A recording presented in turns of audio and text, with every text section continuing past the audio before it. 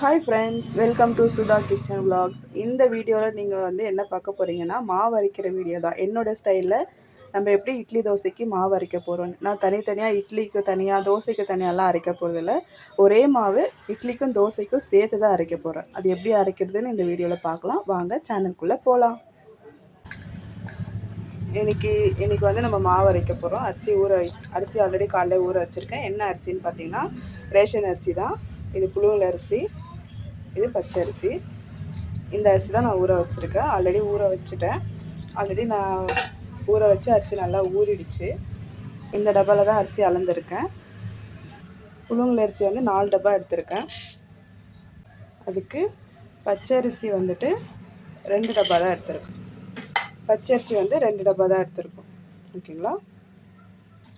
இதுக்கு உளுத்தம்பருப்பு உளுந்து நம்ம ஆல்ரெடி ஊற வச்சுருக்கோம். உளுந்து வெந்தயம் போட்டு ஊற வச்சுருக்கோம். இந்த டப்பாவில் உளுந்து நம்ம 3/4 டப்பா கிட்ட எடுத்துருக்கோம். ஃபுல்லாக எடுக்காமல் 3/4 டப்பா மட்டும் எடுத்துருக்கோம். ஓகேங்களா. 3/4 டப்பா உளுந்து எடுத்துருக்கோம். அதில் ஒரு 2 ஸ்பூன் வெந்தயம் போட்டு ஊற வச்சுருக்கோம். இதுதான் மாவுக்கு எடுக்க அளவு இதுதான். ஓகேங்களா. மாவு அரைக்கிறதுக்கு இப்போ வாங்க எப்படி அரைக்கிறதுன்னு பார்க்கலாம். மாவை ஃபஸ்ட்டு உளுந்து தான் அரைச்சி எடுத்துக்கணும். அப்புறமா அரிசி போட்டு எடுத்துக்கணும். நான் அப்படி தான் அரைப்பேன்.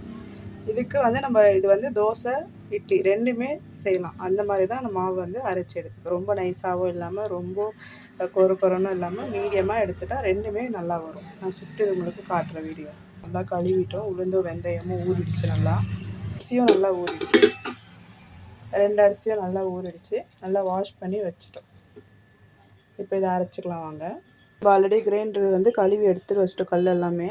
இப்போ நம்ம மாவு அரைச்சிக்கலாம். இப்போ நம்ம உளுந்து போட்டுக்கலாம்.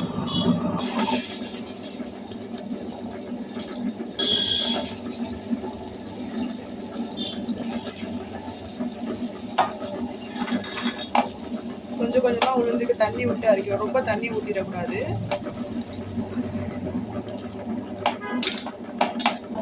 உளுந்து ஃபுல்லாக போட்டுட்டோம். இது நல்லா அரைச்சிட்டு இருக்கு. தண்ணி மொத்தமாக நம்ம ஊற்றிடக்கூடாது. ஃபுல்லாக இதில் கொஞ்சம் கொஞ்சமாக தான் விடணும். ரொம்ப தண்ணியாக ஆட்டக்கூடாது. உளுந்து நமக்கு நல்லா புசு புசுன்னு வரணும்.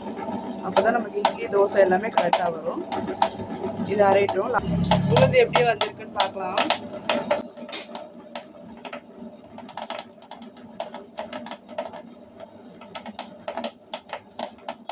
பார்த்தீங்களா. இந்த மாதிரி நல்லா புசு புசுன்னு வரும். இப்படி விட்டோன்னு இப்படி விடணும். இந்த மாதிரி இன்னும் நல்லா நைஸாக ஆகும். கொஞ்சம் தண்ணி தெளிச்சு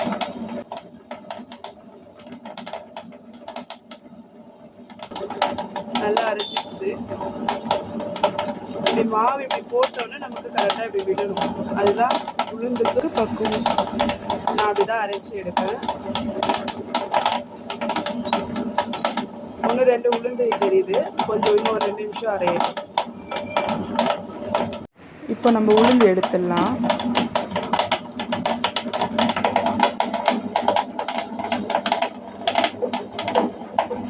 பாருங்க, உளுந்து நம்ம இப்படி எடுத்து போட்டால் நமக்கு இப்படி விடணும். உளுந்து இப்போ அரிசி எடுத்துட்டோம். இப்போ இதெல்லாம் எடுத்துட்டு நம்ம அரிசி போட்டுக்கலாம். இதில் நம்ம அரிசி போட்டுக்கலாம். இதுலேயே இப்போ தண்ணி ஊற்றணும். அதுதான் இப்போ நம்ம அரிசி போட்டாச்சு. அதுக்கு தேவையான தண்ணி வச்சாச்சு. இதுலேயே நமக்கு அரைஞ்சி வந்துடும். பாருங்க, மாவு நல்லா அரைஞ்சிடுச்சு.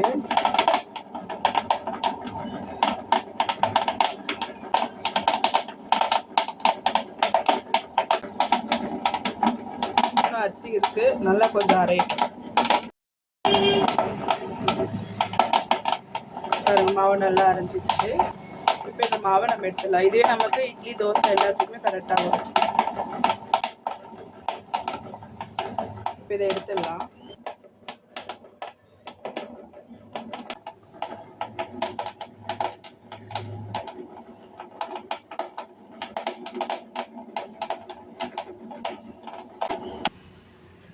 அவ்வளோதாங்க, நம்ம மாவெல்லாம் எடுத்து முடிச்சிட்டோம்.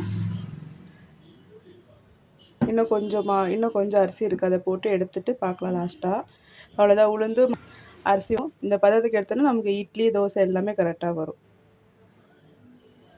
இப்போ இன்னும் கொஞ்சம் அரிசி இருக்குது, அதை அரைச்சிட்டு லாஸ்ட்டாக பார்ப்போம். 2வது மாவும் எடுத்துட்டோம்.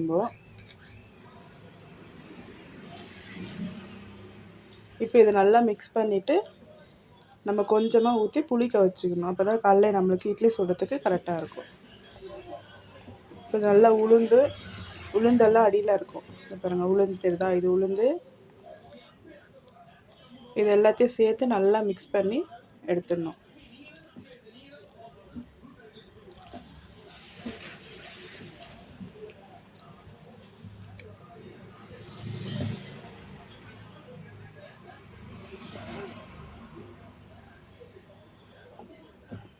மிக்ஸ் பண்ணிவிட்டு பார்க்கலாம்.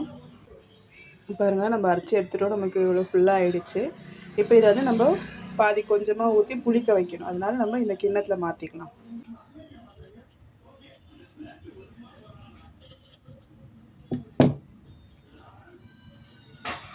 இது நம்ம எடுத்து வச்சாச்சு தனியாக. இந்த மாவு நம்ம புளிக்க வைக்க போகிறோம். இது உப்பு எதுவுமே சேர்க்க போகிறதில்ல இதில். இதை அப்படியே நம்ம ஒரு நைட் ஃபுல்லாக வச்சோன்னா அதுவே நமக்கு தானாக புளிச்சு வந்துடும். காலையில் எப்படி இருக்குன்னு பார்க்கலாம். அவ்வளோதான், இப்போ அரைச்சி முடிச்சாச்சு. இதான் நான் மாவு அரைச்சி வச்சாச்சு வீட்டுக்கு. இதுதான் மாவெல்லாம் எடுத்துட்டோம். இப்போ கிரைண்டர் எப்படி க்ளீன் பண்ணுறதுன்னு பார்க்கலாம். ரொம்ப ஈஸி தான் அதை க்ளீன் பண்ணுறதுக்கு. இதை வந்து நம்ம ரன்னிங்லேயே க்ளீன் பண்ணி எடுக்கணும். இப்போ நம்ம ஆன் பண்ணிக்கலாம். இப்போ ஆன் பண்ணிட்டோம்.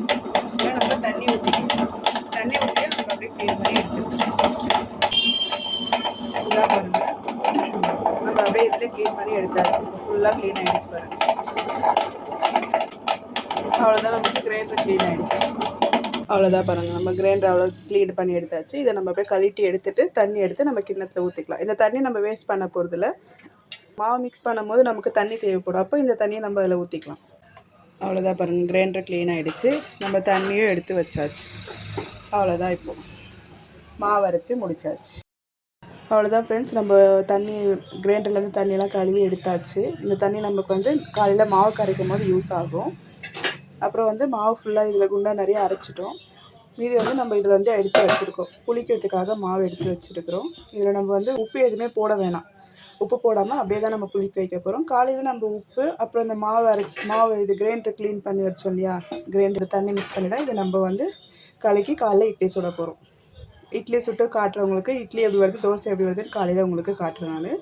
ஓகேங்களா? இந்த சேனலில் இந்த வீடியோ உங்களுக்கு பிடிச்சிருந்தா லைக் பண்ணுங்கள், ஷேர் பண்ணுங்கள், சப்ஸ்கிரைப் பண்ணுங்கள், கமெண்ட் பண்ணுங்கள் ஃப்ரெண்ட்ஸ். பாய். மார்னிங் பார்ப்போம். இப்போ வாங்க இட்லி வெந்துச்சா இல்லையான்னு பார்க்கலாம்.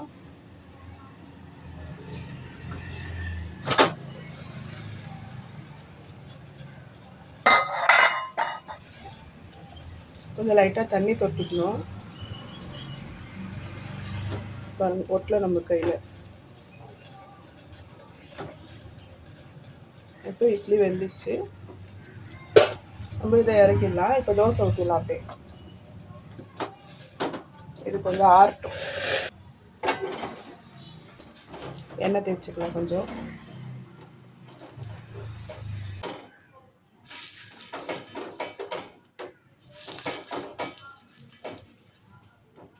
தண்ணி சூடாகிச்சா இல்லை நம்ம தண்ணி தெளித்து பார்த்துட்டு இப்போ தோசை ஊற்றலாம்.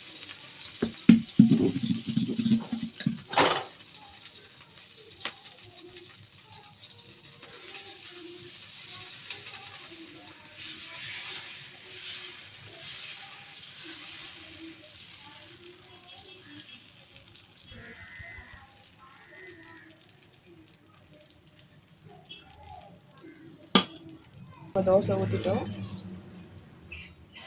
வேகட்டும். இப்போ தோசை திருப்பி போட்டுக்கலாம்.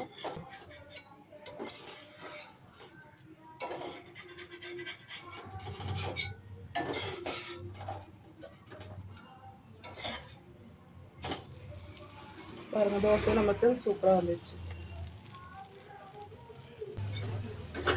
அவ்வளோதான், நமக்கு இட்லியும் கரெக்டாக இருந்துச்சு, தோசையும் சூப்பராக இருந்துச்சு. இந்த ஒரே மாவுலேயே நம்ம இட்லி தோசை ரெண்டுமே சுட்டு எடுத்துக்கலாம். அந்த மாதிரி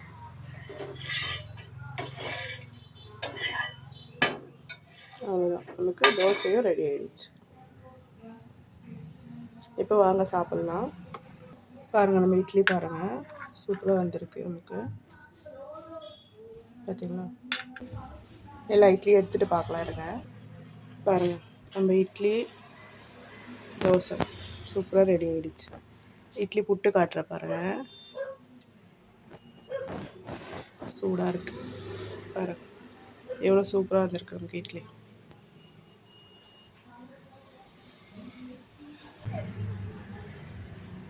பார்த்தீங்களா?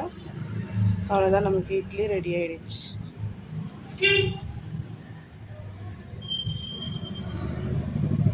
எவ்வளோ பொசுன்னு இருக்குது பாருங்கள்.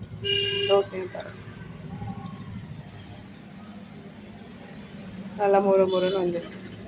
இப்போ நம்ம இதுக்கு குழம்பு வச்சு சாப்பிட வேண்டியது தான். அவ்வளோதான், நமக்கு இட்லி தோசை எல்லாமே கரெக்டாக வந்துச்சு. இப்போ இதுக்கு மீன் குழம்பு இருக்குது, நம்ம மீன் குழம்பு வச்சு சாப்பிட்லாம். இப்போ வாங்க சாப்பிட்டு பார்க்கலாம். குழம்பு ஊற்றியாச்சு.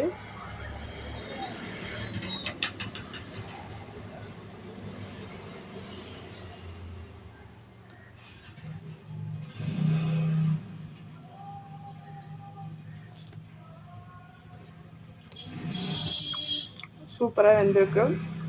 இட்லிக்கும் மீன் குழம்புக்கும் சூப்பராக இருக்குது.